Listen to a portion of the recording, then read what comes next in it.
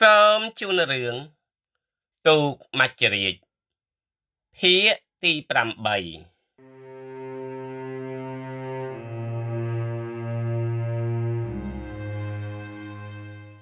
សំឡេងរបស់កងទ័ពដឹកជញ្ជូនឆ្លៃប្រកាសឲ្យបងប្អូនឡើងលើឡានណាក៏បានដែរម្ដងមួយគ្រួសារម្ដងមួយគ្រួសារម៉ែនិងខ្ញុំព្រមទាំងប្អូនសម្រាប់ឡើងទៅលើឡានមុនគ្រួសារមីនីដែលទើបនឹងមកដល់ម៉ែក៏ស្រែកហៅប្អូនស្រីរបស់គាត់អានេះអាទីនឡើងឡាននេះមកមិនទាន់ពេញទេអូនមីនីនិងមីងទីនងាកមើលមកម៉ែបន្តិចក៏ស្រែកតបមកវិញបងស្រីឡើងទៅមុនចុះខ្ញុំឡើងឡានខាងក្រោយនេះដែរម្ដាយរបស់ខ្ញុំនឹកដូចជាហួសចិត្តដែលខំនៅចាំប្អូនហើយបែរជាមកទទួលពាក្យបែបនេះទៅវិញពួកកងទ័ពចាប់ផ្ដើមឲ្យអ្នកជំនះឡើងពីឡានទាំងឆែករកមើលរបស់អ្វីក៏មិនដឹងទេបើរបស់ណាមិនចាំបាច់គេមិនឲ្យយកឡើងទៅលើឡាននោះឡើយត្រូវតែបោះចោលដូចជាកន្ទេលខ្នើយចានឆ្នាំងជាដើមបើរបស់ណាដែលអាចយកបានគេអនុញ្ញាតឲ្យយកឡើងទៅលើឡាន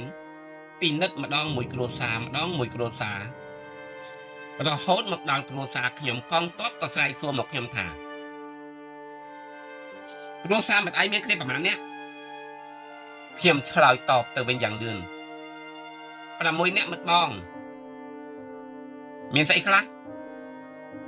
មានតែចានឆ្នាំងនឹងខោអាវបន្តិចបន្តួចទេមិត្តបងនាំគ្នាឡើងទៅលើឲ្យលឿននឹងអាចបានចេញដំណើរខ្ញុំចាប់ផ្ដើមឲ្យម៉ែឡើងទៅមុនរហូតមកដល់ប្អូនគ្រាន់តែអាស្រ័យវារៀបឡើងទៅលើឡានកងទ័ពនារីម្នាក់ដើរមកដល់ទាំងស្រែកឡើងភ្លាមមិននារីនោះស្ទីកបោកស្អីហ្នឹងបោះចោលហើយកបោកចាក់កពាត់មិនអាចយកទៅជាមួយបានទេសម្រាប់របស់មិត្តនារីនោះធ្វើឲ្យខ្ញុំចង់គាំងបេះដូងទៅហើយព្រោះនៅក្នុងកាបូបដែលអាស្រ័យស្ទីនោះគឺជាស្បោងគ្រាប់ត្បូងកណ្ដៀងនិងទទឹមដែលខ្ញុំឲ្យអាស្រ័យវាស្ពាយព្រោះគេមិនឆែកឆេរមនុស្សស្រីនោះទេដឹងអីស្រាប់តែមានកងទ័ពស្រីពី3នាក់មកឆែកបែបនេះទៅវិញខ្ញុំប្រាប់ទៅអាស្រ័យ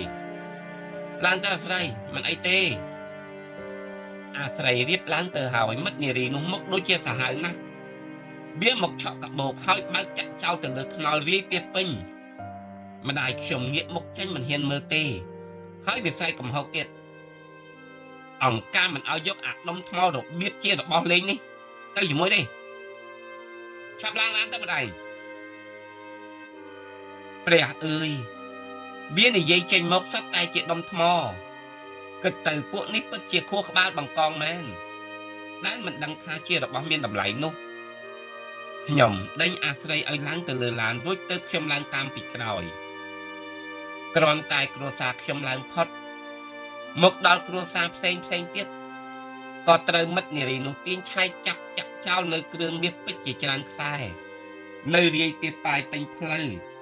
ដោយមិនខ្ចីយកភ្នែកមើលទេព្រោះពួកវាគិតថាជារបស់ក្មេងលេងទៅវិញអោសត្វលោកអើយហេតុតែគ្នាមិនដែលស្គាល់របស់ល្អដូចជាអ្នកទីក្រុង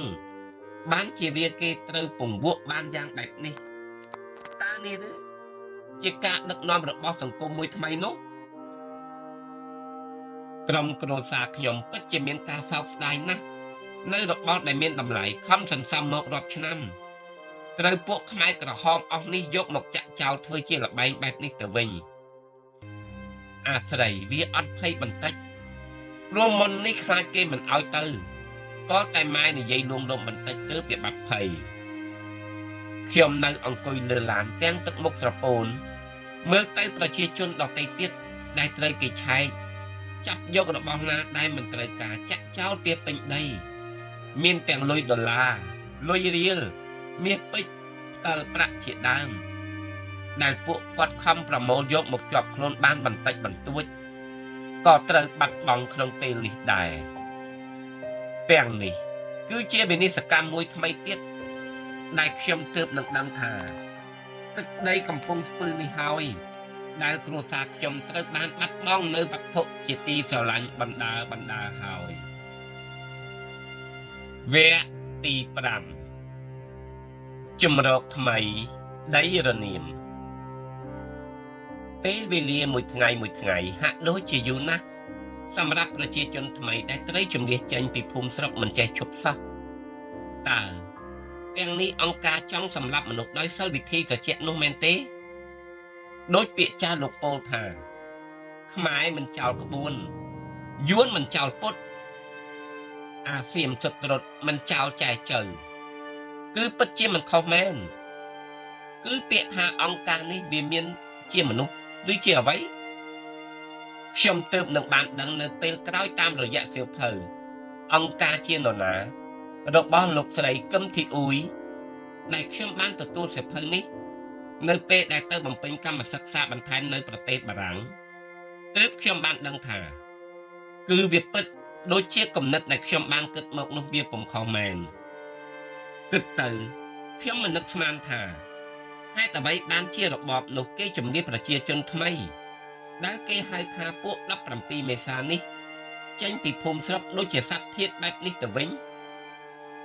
ទាំងនេះជាវប្បធម៌សម័យថ្មីរបស់ពួកប៉ុលពតមែនទេនៅក្នុងខួរក្បាលរបស់ខ្ញុំគឺគិតតាំងពីថ្ងៃ7មករា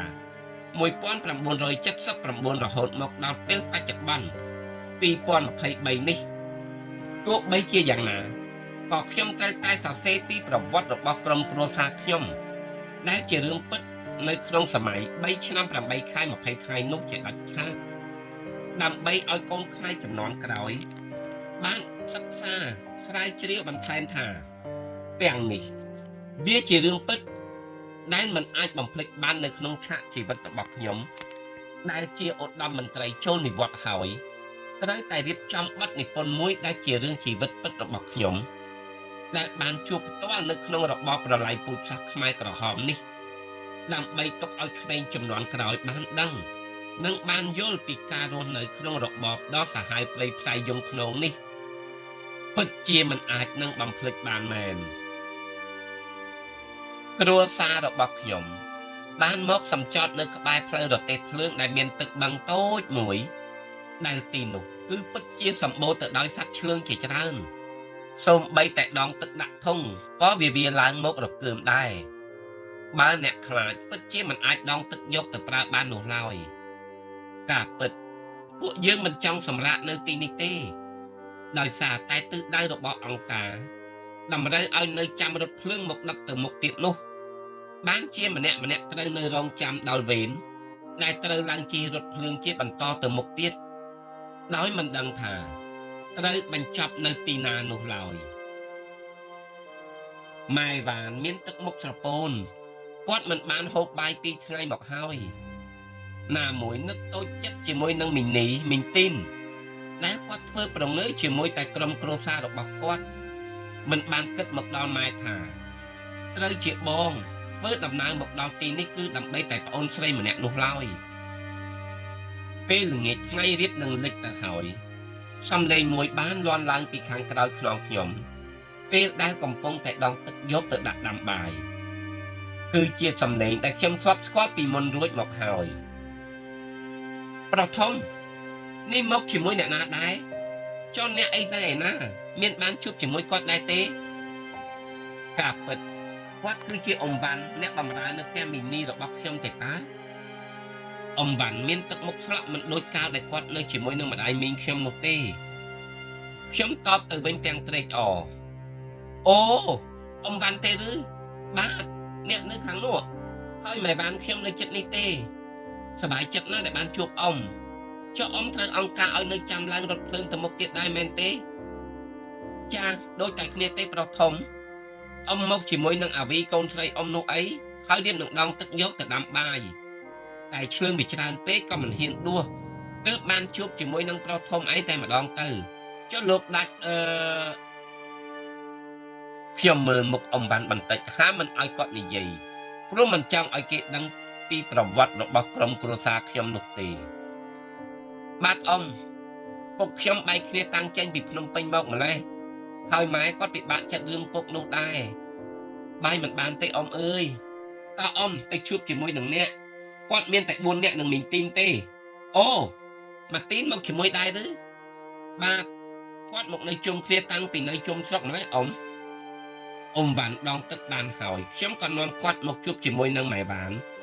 ហើយនាំមកជួបជាមួយនឹងមីនីមីងទីនមីនីពេលដែលបានជួបជាមួយនឹងអ្នកបម្រើគាត់ហើយគាត់ពិតជាសប្បាយចិត្តណាស់ដោយគិតថានឹងទៅតាមអ្នកបម្រើគាត់ហើយដោយសុខចិត្តដៃពីម្ដាយរបស់ខ្ញុំនៅពេលព្រឹកស្អែកដោយសារអ៊ំវ៉ាន់ត្រូវឡើងរថភ្លើងមុនពួកខ្ញុំគឺឡើងនៅពេលព្រឹកម៉ោង7និងក្រុមគ្រួសារខ្ញុំត្រូវឡើងនៅម៉ោង1ថ្ងៃរសៀលពេលវេលាបានឈានចូលមកដល់មីងនីនិងមីងទីនព្រមទាំងកូនរបស់គាត់ទាំងពីរនាក់ក៏នាំគ្នារើចេញពីតង់ដែលចងស្នាក់នៅបណ្ដោះអាសន្ននោះ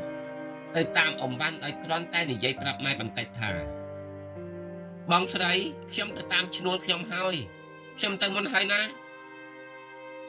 ម៉ែវ៉ានមិនមាត់អ្វីទាំងអស់គាត់នឹកតូចចិត្តណាស់ហេតុអ្វីបានជាមកដល់ស្រុកគេបែបនេះមានតែពីរនាក់បងប្អូនហើយសុខចិត្តទៅចោលគាត់បែបនេះទៅវិញម៉ែវ៉ានមិននិយាយអ្វីទាំងអស់គាត់នៅស្ងៀមហួសចិត្តនឹងនិយាយមិននឹកស្មានថាបាននៅភូមិជាមួយនឹងអ៊ំអិនវាមិនវេទនាបែបនេះទេគឺព្រោះតែអាណិតប្អូនដែលមកដល់ស្រុកគេមានតែ2នាក់តែពេលនេះបានជួបជាមួយនឹងឈ្នួលហើយគេសុខចិត្តទៅនៅជាមួយនឹងឈ្នួលទៅវិញដោយចោលបងស្រីឯងបែបនេះទៅកើតខ្ញុំដកដង្ហើមធំទាំងនិយាយថាម៉ែ